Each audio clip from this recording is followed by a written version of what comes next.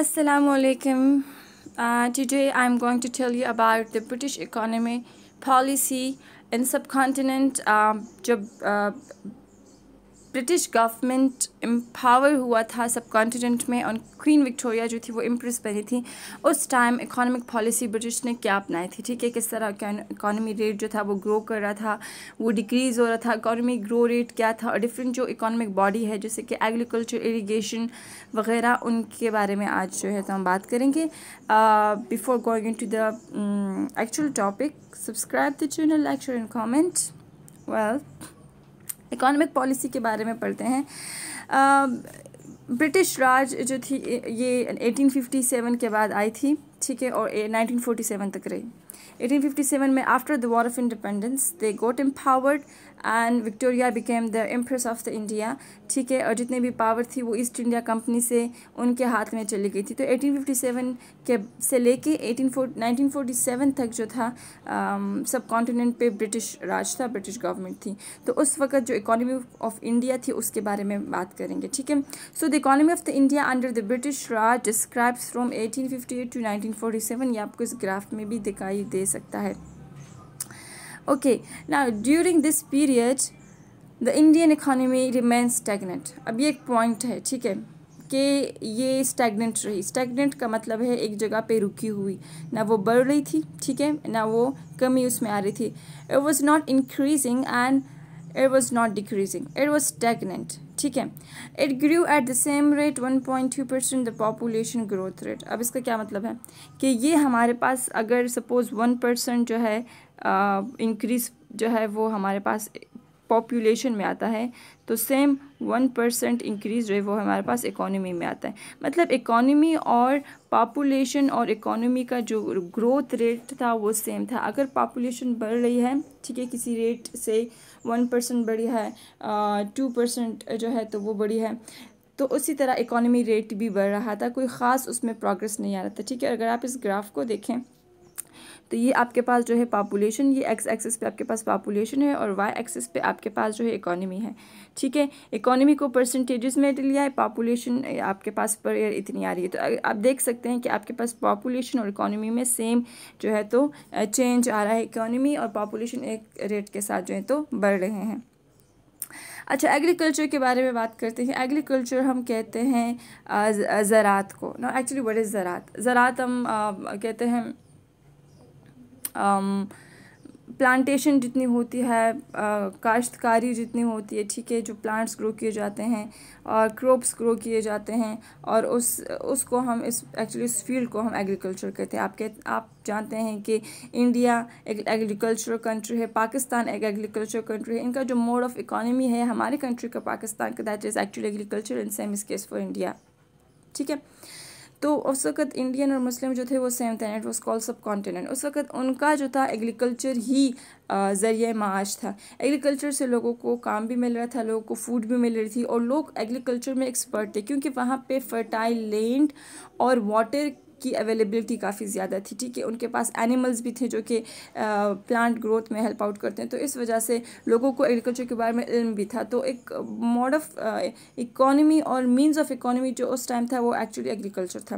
So the Indian economy grew at about 1% per year from 1880 to 1920 and the population also grew at 1%, ठीक है। Indian economy जो थी उसका rate क्या था कि वो हमारे पास 1880 से लेके 1920 तक 1% पर ईयर ही ग्रो कर रही थी। Now this is very much less, मतलब जस्ट 1% इसका ग्रो रेट जा रहा था। अब ये इस रिज़ल्ट को हम जो है एक एवरेज रिज़ल्ट कह सकते हैं, ये कोई लॉन्ग टर्म चेंज नहीं है, क्योंकि अगर ये ऐसे ही जा रहा है 1% पर ईयर जो है इसमें इंक्रीज़ आ रहा है, तो ऑफ कोर्स जितने भी फार्मर्स हैं, पीसेंट्स हैं, जो लोग एग्रीकल्चर के फील्ड से वाबस्ता हैं, जो इसमें मेहनत करते हैं, काम करते हैं, उनके इनकम लेवल में कोई ख़ास जो था फ़र्क नहीं आ रहा था। उनकी सैलरीज बढ़ना या उनके एनुअल लेवल पे कोई उनको पैकेजेस प्रोवाइड करना, ऐसा कोई सीन नहीं था, क्योंकि growth rate was actually very average.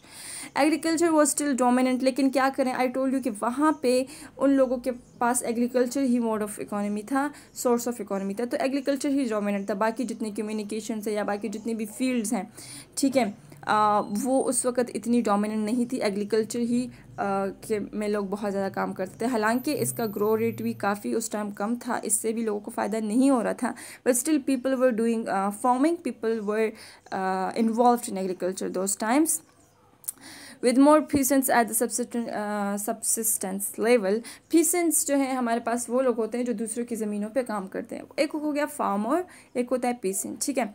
अब जो पीसेंट होता है उसकी ज़मीन अपनी नहीं होती, वो सिर्फ जो है अपना काम करता है, जाता है, क्रॉप्स को पानी देता है, उनकी देखभाल करता है, ऐसा क्रॉप्स ग्रो होती हैं, वीट है, राइस है, क्योंकि हमारे जो इंडियन सब कॉन्टिनेंट में काफ़ी इनकी क्रॉप्स जो हैं तो मशहूर हैं, और बहुत सारी क्रॉप्स जो हैं अगर वो ग्रेन्स के से रिलेटेड हैं, फ्रूट्स हैं, वेजिटेबल्स हैं, so actually they are actually very famous for such particular crops. वैसे भी एग्रीकल्चर लैंड था, फर्टाइल लैंड था।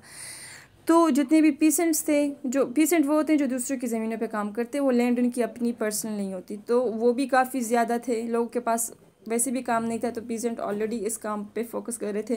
और फार्मर उसको कहते हैं जिसकी ज़मीन भी अपनी होती है, जो काम भी खुद करता है, ठीक है। तो most of the people were peasants as they were poor, okay. So उनके पीसेंट्स के बहुत सारी मेहनत के बावजूद इसमें कोई ग्रो रेट में कोई डोमिनेंट इंक्रीज़ नहीं आ रहा था, और इनकी जो इनकम लेवल था वो कोई अच्छे से हाइट पे नहीं जा रहा था। Agriculture income impacted the strongest effect on GDP, and agriculture grew by expending the land frontier between 1860 to 1914।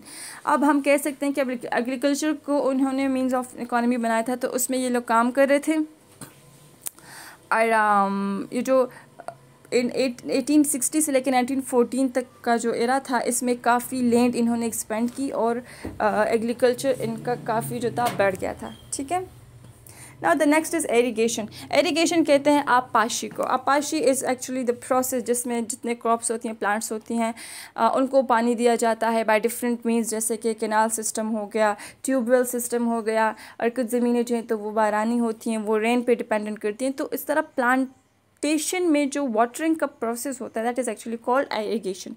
Irrigation was actually also a mean of economy, क्योंकि अब एग्रीकल्चर हो रहा है तो ऑफकोर्स एरीगेशन के बगैर तो पॉसिबल नहीं हो सकता ना। एग्रीकल्चर लोग ज़राअत के पेशे से वाबस्ता हैं, फार्मर्स और पीसेंट्स जो हैं दिन रात काम कर रहे हैं, तो उनको इरिगेशन जो है उसके लिए भी काम करना था। Extensive irrigation system were built, of course as I told you कि बहुत सारे इरीगेशन सिस्टम्स है, कैनाल सिस्टम, ट्यूबवेल सिस्टम, तो बहुत सारे इरीगेशन सिस्टम जो थे वो बिल्ट हुए। अब ये एक पॉजिटिव बात है, क्योंकि इरीगेशन तब होती है जब एग्रीकल्चर होता है, तो एग्रीकल्चर को बढ़ाने के लिए इरीगेशन के बहुत सारे सिस्टम जो थे वो मुतारिफ हुए। इसका फ़ायदा क्या हुआ? Providing a boost for growing cash crops for export and for raw materials for Indian industry, specially jute, cotton, sugar cane, coffee and T.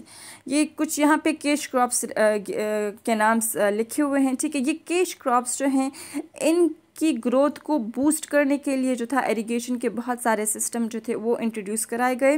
Boost का मतलब है बढ़ाना, इनका ग्रोइंग रेट बढ़ाने के लिए। अब कैश क्रॉप्स कौन सी होती हैं? वो क्रॉप्स जिसको हम बिज़नेस के लिए यूज़ करते हैं, जिससे पैसे कमाए जाते हैं, ठीक है। उसको एक्सपोर्ट किया जाता है, एक्सपोर्ट में इनको डिफरेंट कंट्रीज़ में जो है भेजा जाता है, और फिर वहाँ से जो है इनकम कमाई जाती है। तो ये cash crops, I told you कि India subcontinent was famous for so many cash crops, coffee, tea, sugar cane, actually they were export to other countries, और वहाँ से जो था इनको वहाँ से इनकम मिल रही थी। तो इस सिस्टम को मज़ीद बढ़ाने के लिए जो था इरिगेशन सिस्टम बहुत सारे जो थे बिल्ट हुए थे। The Ganges Canal reached 350 miles from Hardware to Kanpur and supplied thousands of miles of distribution canals, ठीक है। गंगस कैनाल जो है ये एक बहुत बड़ा तालाब है, सब कॉन्टिनेंट में बहुत बड़ा कैनाल है, ठीक है, इंडिया में, और ये काफ़ी ज़्यादा जो था बढ़ गया था। इससे छोटी छोटी और कैनाल्स जो थी बनाई गई थी। हार्डवेयर और कानपुर जो थे ये जगहों के नाम है, तो उन जगहों तक पानी जो था इन कैनाल्स के थ्रू डिस्ट्रीब्यूट किया जाता था, ठीक है। By 1900 the Assam a jungle in 1840 that by by 1900 the British Raj had the largest irrigation system in the world. और इस तरह जब ये काम करते रहे, इरीगेशन सिस्टम बनते रहे, कैनल्स जो हैं different parts of the sub continent में पानी डिफरेंट कैनल्स के थ्रू पहुंचाया गया, एग्रीकल्चर बढ़ता रहा, तो 1900 के एंड में ब्रिटिश राज के पास दुनिया का सबसे बड़ा एग्रीकल्चर सिस्टम बन गया था। One success story was Assam, a jungle in 1840 that by 1900 had 40 lakh acres under cultivation। अब ये देखें यहाँ पे इतना ज़्यादा इनको फ़ायदा हुआ कि जब ये एग्रीकल्चर कर रहे थे और ये मुसलसल काश्तकारी कर रहे थे, ठीक है। तो 1940 से लेके 1900 के बीच में एक यहाँ पे एक जंगल है, फॉरेस्ट आसाम में, उसमें इतनी कल्टीवेशन हुई कि उसने कितना एरिया जो था कवर किया, 40 लाख एकर्स जो था, उन्होंने इतना ज़्यादा एरिया कवर किया और इस पूरे एरिया में बहुत सारे प्लांट्स, ट्रीज, हर्ब, श्रब्स मौजूद थे, ठीक है। Specially in tea plantation all the amount of the irrigated land multiplied by the factor of 8. By the 1870, the peasantry in the districts irrigated by the Ganges Canal were visibly better fed, housed and dressed than before. Of course, अब थोड़ा काम बढ़ रहा था, तो अब जो peasants थे उनका इनकम लेवल थोड़ा सा जो था इंक्रीज़ हुआ, अब वो अच्छा खाने लगे, अच्छे घर में रहने लगे और पहले से ज़्यादा अच्छा ड्रेसअप होने लगे, ठीक है। So इस तरह continuous, because they were continually doing work hard, and of course if one has to work hard, he or she will have to find the fruit.